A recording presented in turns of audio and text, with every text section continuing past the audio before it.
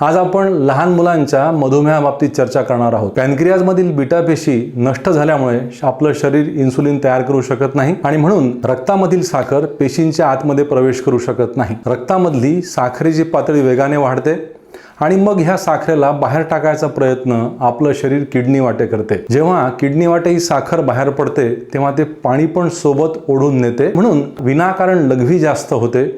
मुलं फार जास्त पाणी पितात, जेवण करतात, परंतु त्यांचं वजन कमी व्हायला सुरुवात होते, थकून जातात, मलूल होतात।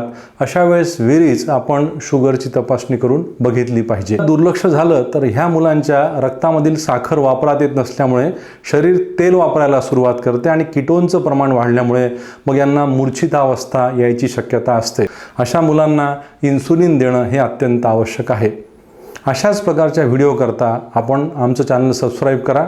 धन्यवाद, नमस्कार।